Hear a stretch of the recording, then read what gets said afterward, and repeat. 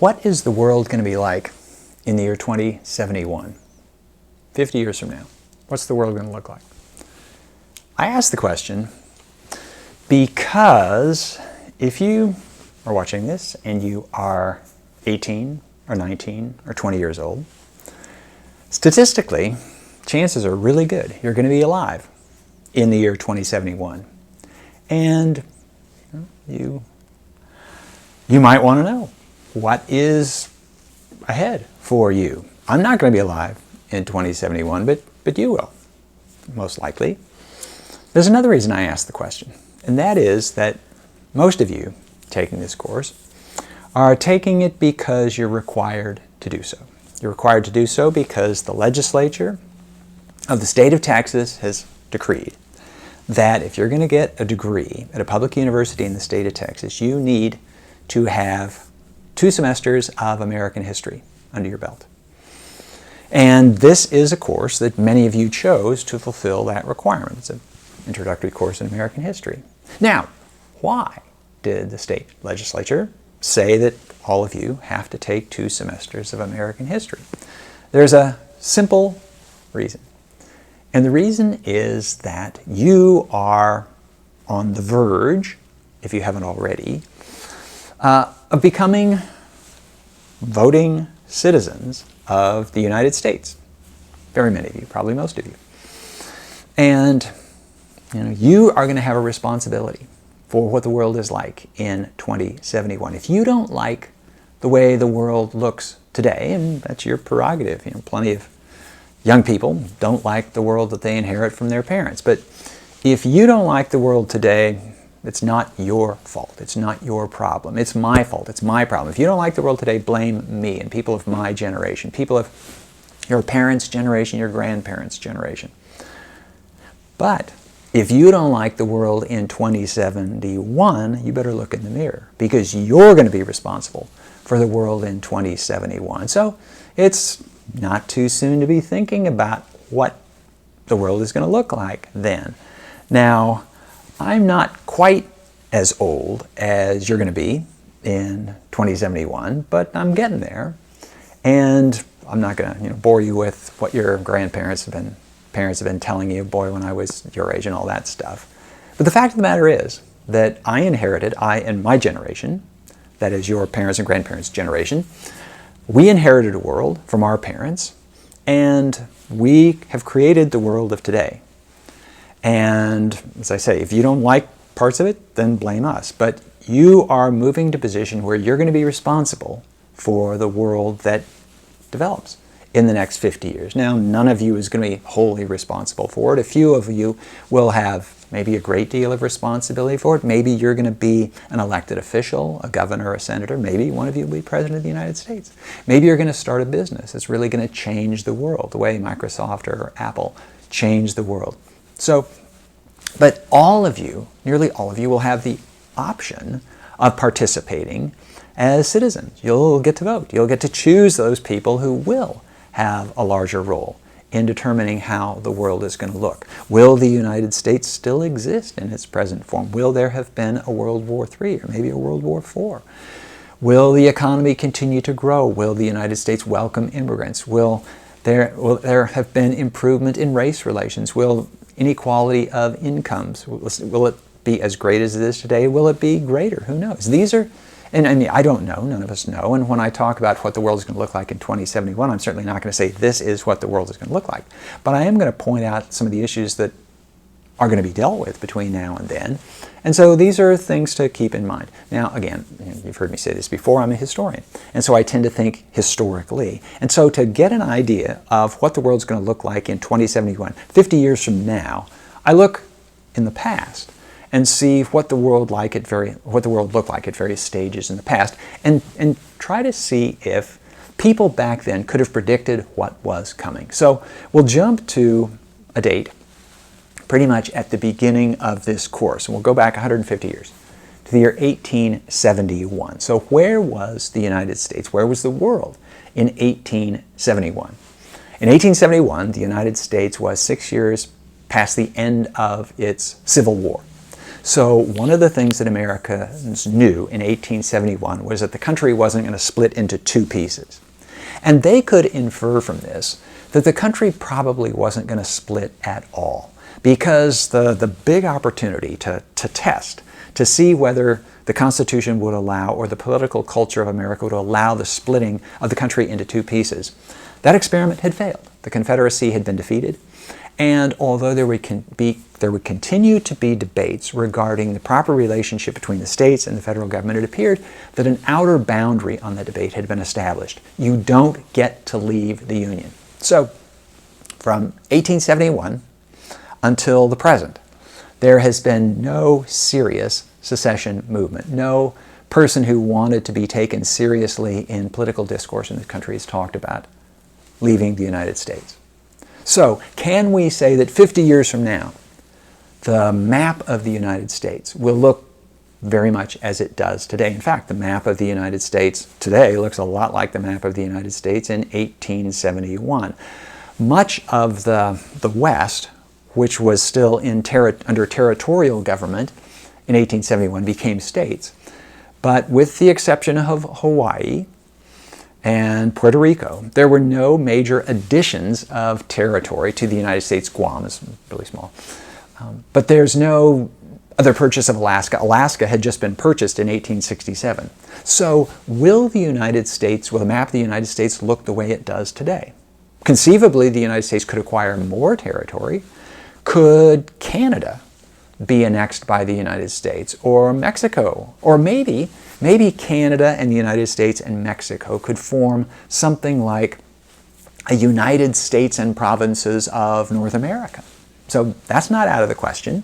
The map of Europe looks way different than it did in 1871, but while there are still individual countries, there's this European Union. And so if you're going to look at the political organization of Europe, it looks a lot different than it did even 50 years ago. So it's not out of the question that the United States could take the seeds of the North American Free Trade Agreement, NAFTA, and the revised version of it that makes this essentially a free trade zone, to try to make a single economy of the United States, Canada, and Mexico.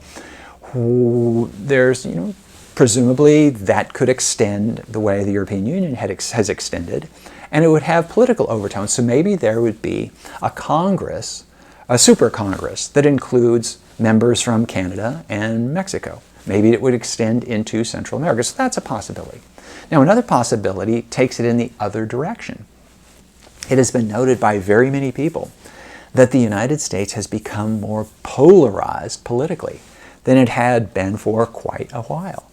And there is all sorts of feeling that people who live in the so-called blue states don't see the world the same as people who live in the so-called red states. The blue states are the predominantly liberal states, democratic states on the coast, especially in the Northeast and on the Pacific coast. And the red states are the ones toward the middle of the country, from Texas, up through the Midwest and most of the South. So suppose a big state like California, the biggest state. California has an economy that is big enough so that if it were an independent country, it would be about the 5th largest economy in the world. So California could afford economically to go it alone. And suppose California just says, we want to leave, and wanted to pull a California equivalent of Brexit. The British are leaving the European Union. So Calexit. And so suppose they have a referendum, as they did in Britain. And maybe because there's a ruling in the Supreme Court regarding abortion that makes abortion illegal in much of the country. In California, the Californians are by and large in favor of abortion rights, and maybe they say this isn't a country that recognizes our rights. This isn't something we want to be part of anymore. There's nothing inevitable about the history of the United States that says it will always be these states. As I say, no state has tried to leave since 1861, but that doesn't mean another state might try. And if California, let's suppose California had a referendum and said, we want out of here, and would other countries contest it? Would other countries be willing to take up arms against it? Would the federal government wage war on California? I don't know the answer to this. I think there would be plenty of people in those redder parts of the country say, good riddance to California, we don't like you anyway. And California, the left coast is going to fall into the ocean anyway in a big earthquake, so let them out of here. I'll point out that there were people at the time of the secession, the 11 southern states in 1860 and 1861, who said, in the North, who said, be gone, we're glad to get rid of you. Abraham Lincoln said no, but conceivably there could be a president today who said, I think this is a bad idea, but we can't wage war on our fellow Americans, even if they live in California, and just say, we think you're making a decision, but off you go. This is the way a lot of people in Britain are looking at Brexit. A lot of people in Europe are looking at Brexit. You're going to regret leaving, but okay, you can go. So that's a possibility. Okay, so will the country look the same as it did back then? Will the map look different? It's not. More likely than the things that I've sketched are that Washington, D.C. could become, the District of Columbia could become a state. There's a strong movement, there has been a strong movement in favor of that. So that's almost within reach. Puerto Rico. Puerto Rico might become a state, so there might be 52 states in the Union instead of 50. There's nothing magic about 50. There's been 50 just since the late 1950s, but smaller numbers before that. Okay, so that's political. But maybe we're not finished with political. Will the American political system look the way it does today? Will we still have two political parties? And will they call themselves Republicans and Democrats? It's not always been the case that we've had the parties labeled Republican and Democrat. There were Republicans and Federalists in the 1790s to the early 1800s. There were Democrats and Whigs in the early part of the 19th century. We've had Republicans and Democrats, these same two parties, since the 1850s. So during the whole time that we've been studying this course, there have been these two political parties. But there's nothing that says that they have to be permanent. And so it's probably the case that unless there's a real change in the Constitution, there will be two major parties. And our political system militates in favor of two parties and not 3 or 4 or 5 because we don't have proportional representation, which allows a small party to get a start and get a foothold in Congress. Now, to get into Congress at all, you have to get a majority, you've got to get 51% in whatever district you're running. In other countries, you can get 20% of the vote and you get roughly 20% of the seats in the parliament or whatever they call their legislature. That's not the way it works in the United States. Now, some laws could be changed and third parties have had a better chance in some of the states. But at the national level, something big is going to have to change for us not to have a two-party system. They don't necessarily have to be called Republicans and Democrats, but even if they are called Republicans and Democrats, they might look a lot different than Republicans and Democrats today. And here, it's instructive to look at what has happened in simply the last 50 years. Because if we go back 50 years before today, in 1971, the Democratic Party still was very strong in the South. And because of its presence in the South, the Democratic Party was more conservative than the Democratic Party is today. Southern white Democrats were very conservative. They were more conservative than a lot of Republicans in those days. And they were Democrats because they had family memories still of the Civil War and Reconstruction, which had been waged against the South by the Republican Party in the thinking of that group. But things were beginning to change in the early 1970s when the National Democratic Party under Lyndon Johnson embraced civil rights. A lot of conservative white Southerners said, we're out of here. This is no longer my party. I don't want to be part of this anymore. And typically what they said is, I'm not changing my party's changed on me. But the upshot of this was that those conservative Southerners became Republicans. And they basically pushed out the liberal Republicans who had been part of the Republican Party until then. So that between 1971 and now, in the last 50 years, the two political parties have sorted themselves out philosophically. So today, there aren't any liberal Republicans to speak of, and there aren't any conservative Democrats to speak of. So that change has occurred even under the same labels as before. There's certainly a prospect that, well, let's say black people and Hispanics, who have been pretty reliable Democratic voters, might change their minds. In the 2020 election, black men voted for Donald Trump, the Republican nominee, and in larger numbers than before. And it looked as though there might be some swing there.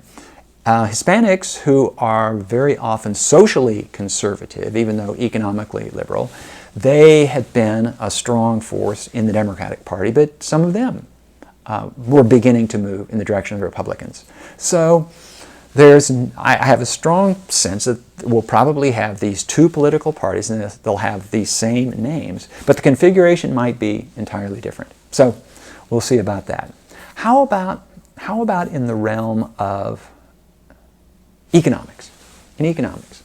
So will the United States economy look pretty much like the United States economy looks today? Well, so how would one characterize the United States economy today? It's what economists call a mixed economy. It's not purely capitalist. Purely capitalist would mean that everything is privately owned. All decisions are made in the private marketplace. There are no decisions made by the government that affect the economy, and that the government is not an important player in the economy. The United States economy is not like that. The United States economy is mostly capitalist, but it is partly, I'll use the term socialist. Socialist means that those decisions of property are owned in the public sector. In fact, if you look at GDP, so how much of GDP is produced in the private sector? How much is produced in the public sector? The GDP in the private sector I'll call the capitalist part of the economy. The GDP that's produced in the public sector I'll call the socialist part of the economy. By the way, I'll add, I work in the socialist sector of the economy. You are being educated by the socialist sector of the economy. You could have chosen to go to a private college. I could have chosen to teach at a private college. I taught at Vanderbilt University for a time, and I could have stayed there. And that's in the private part. But I chose to work in the public sector, that is in the socialist sector. You chose to be educated in the public sector, that is the socialist sector. So right now, the balance between, or the ratio between the, call it the capitalist part of the economy and the socialist part of the economy is about 2/3 to 1/3. This is a different balance than was the case 150 years ago. So in 1871, the socialist part of the economy was very small. The federal government was very small. State governments were very small compared to what they are today. And if I had to come up with a ratio between the two, then capitalism to socialism probably would have been 19 parts capitalism and 1 part socialism. Now we're 2 parts capitalism to 1 part socialism. So clearly, the socialist part is growing relative to the capitalist part. The public sector is growing relative to the private sector. Is that growth going to continue? Those people who are alarmed at the growth of what, well, the critics call socialism, especially in the Democratic Party, they look at this as a horrible thing and they say, yeah, those Democrats take over and they're going to turn this into a socialist economy. Their fears, yeah, I guess, their fears are not entirely unfounded if you look at the historical trajectory. And so it's not out of the question that the public sector could continue to grow until by 2071, maybe the public sector will be as big as the private sector. I'll say that if this does happen, it wasn't because, historically it didn't happen because of any plot on the part of socialists somewhere in government. It was in response to demands by the people. For example, the first big, what shall I call it? I know, I'll call it the Social Security Program. That is government support for the economic security of individuals, was the Social Security Program of the 1930s. And this came about because people who had been impoverished by the Depression, and this is key, through no fault of their own, the economy imploded and they were out of work and they were out of luck. So how are they going to get help? Well, they looked to government and they resoundingly elected and then re-elected and then re-elected and re-elected Franklin Roosevelt. And Franklin Roosevelt's New Deal created the Social Security Administration. And Social Security, which provides old age pensions and unemployment compensation and accident insurance and the like, this gave people a sense of, security. But it wasn't, there was something that was hatched by this cabal of socialists in Washington. No, it was in response to these demands on the part of the American people. In the 1960s, the presidential administration of Lyndon Johnson persuaded Congress to approve Medicare and Medicaid. This is health care, health insurance, medical insurance for old folks and for the poor. And this because old folks couldn't afford, didn't have medical insurance. They couldn't afford health care when they most needed it. And the poor poor folks couldn't get health care. And so Congress approved and the president signed and the American people supported Medicare, which is one of the most popular programs. Next step forward as we come along is the Affordable Care Act of 2010. And this created Obamacare, so to speak, and it brought a lot more people into the healthcare system. And all of these were done because people wanted it. Now, in every case, there were people who said this is a bad idea. There was a minority who opposed it. But it expanded because of demands on the part of people for the fulfillment of needs that weren't being fulfilled by the private sector. So it does seem to be the case that there is a tendency for the public sector to grow compared to the private sector. But this is not to say that the private sector is weak at all. If you look at the most powerful corporations in America, Apple, Microsoft, Google, Facebook, Amazon, these big ones, these are larger, wealthier, more powerful than any corporations in American history. So if I had to guess what the economy is going to look like in 2071, it's probably going to look somewhat like the economy, a lot like the economy today. Most individual decisions will be made in the private sector, but there'll probably be a larger public sector than there is today. So it's entirely possible, I might even go so far as to say it's probable, that there will be a firmer guarantee of health care to all Americans. And whether it is Medicare for all, whether it's a one-payer system, whatever it might be, there definitely is a trend in that direction. And this simply reflects the fact that as countries get richer, there's a greater willingness to say, in a rich country, people shouldn't starve. And so, in fact, people don't starve in America the way they did 150 years ago, 200 years ago. You can always find food. I mean, there are soup kitchens. You can go and you can get something to eat. It might not be exactly what you want, but you're not going to starve. We've had an implicit guarantee that if you can somehow get yourself to an emergency room, you will be treated, regardless of your ability to pay. So maybe that will be firmed up. Another intriguing concept is the universal basic income. This is an idea that has grown out of a concern that as artificial intelligence develops, as computers get smarter and do more and more of what humans did, well, maybe there will become a time when the computers can do everything. Then what will be left for people to do? And if people don't have work to do, how will they support themselves? So there's this idea that, okay, let's just give everybody a certain amount of money. Again, the country is wealthy enough that we can afford to give everybody, and the numbers vary, give everybody $1,000 a month. Give everybody $2,000 a month. Or maybe what we do is we create baby bonds. When a child is born, then a certain amount of money is set aside for this child, and the child has access to it when the child becomes 21 or something like that. So everybody has a certain amount of economic security.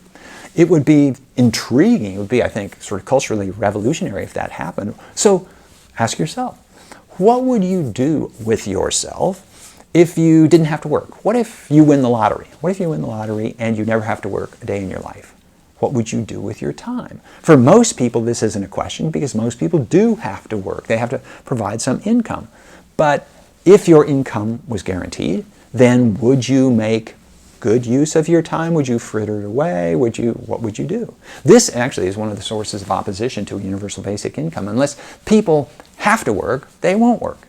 And then they won't be productive. So anyway, it's a possibility. This experiment is being tried in some parts of the world, some parts of the country.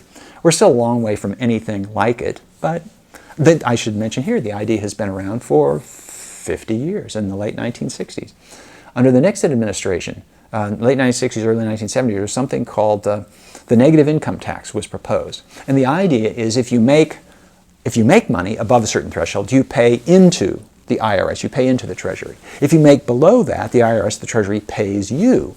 So if you're below the poverty line, there's a negative income tax, the government pays you. And that way, it tends to equalize incomes, which raises an important question regarding the economy and the government role in the economy. What will be the status of inequality in the United States? So here's something that first emerged as an issue during the 50 years after the beginning of our course, 1871. Before 1871, people didn't spend much time worrying about economic inequality. Yeah, people noticed that George Washington and John Hancock were wealthier than other people. But they weren't that much wealthier, and the kind of stuff that they did from day to day looked a lot like what ordinary people did. It was only in the 1880s and 1890s, in the first part of the 20th century, that the enormous fortunes of people like Andrew Carnegie and John Rockefeller seemed way out of line. And say, how can we have a democracy where people are supposed to be equal when they're so clearly unequal? Well, the fortunes of people like John Rockefeller were huge for their day. The fortunes of people like Jeff Bezos are even huger for our day. Now, relatively speaking, who is richer, Jeff Bezos or John Rockefeller? It depends how you do the comparison, and if you're considering it as a portion of GDP or as a percentage of the average income or whatever. But it's really clear that over the last 50 years, economic inequality has been growing. So the rich have been getting really richer. The poor have been getting a little richer, but nowhere near as fast as the rich have been getting really richer. So will that continue? Or will there be a change in politics? Will there be a change in policy? Will there be a change in attitudes where we say, wait a minute, no, nobody should be worth as much as Jeff Bezos is worth. A zillion times more than the people who work for him. Somehow we're gonna tax higher incomes, or there's gonna be a wealth tax or something. There is no question that there is a great deal of concern out there regarding this economic inequality. And so what will that lead to? I don't know. The efforts to address the inequality of the 1880s and 1890s gave rise to the progressive era, which created, among other things, the federal income tax. Before that, there was no income tax. And now there is an income tax, and the income tax rate goes up with your income.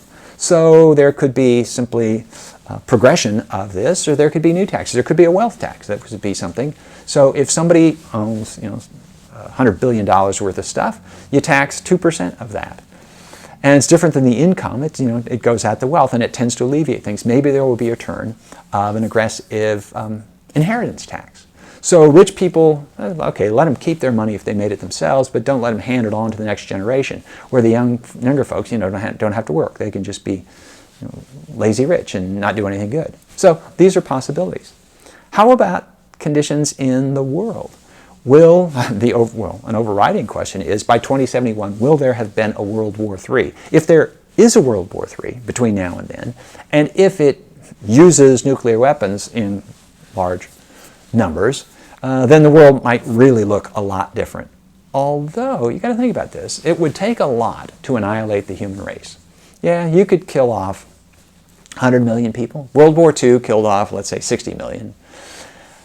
You could kill off 200 million, I suppose, with nuclear weapons, but there are 7.5 billion people on Earth. It'd take an awful lot to wipe out the human race, even if somehow these nuclear explosions could kick up enough dust to create a nuclear winter. This was a concern back in the 1980s. Humans have an ability to survive. The world might look different, but it's likely there will still be humans around. Now, I suppose one really kind of outlier is what if humans colonize Mars, or if some aliens from another galaxy come and colonize us? I mean, that's beyond the realm of prediction, so I won't even go there.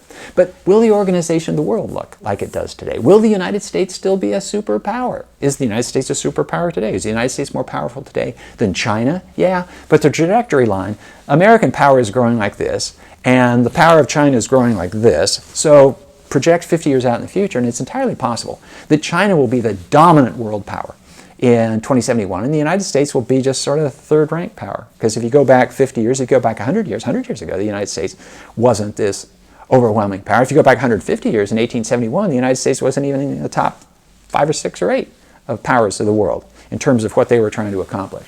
So we could go back to that. Or, on the other hand, China could implode. The Soviet Union was a rising power.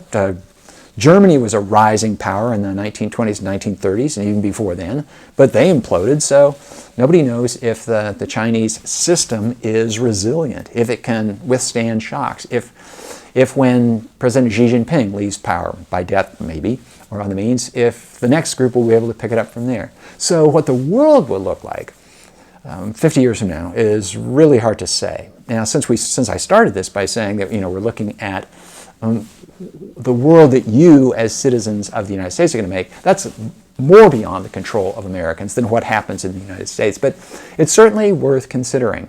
What will be the role of the United States in the world? What will be the role of individuals within the United States? What will politics look like? What the economy will look like? What the map of the United States, maybe a map of the world, will look like? Nobody knows for sure. But we do know for sure that you will have some important part, collectively, in how the world of 2071 takes shape. So think carefully and do the best you can.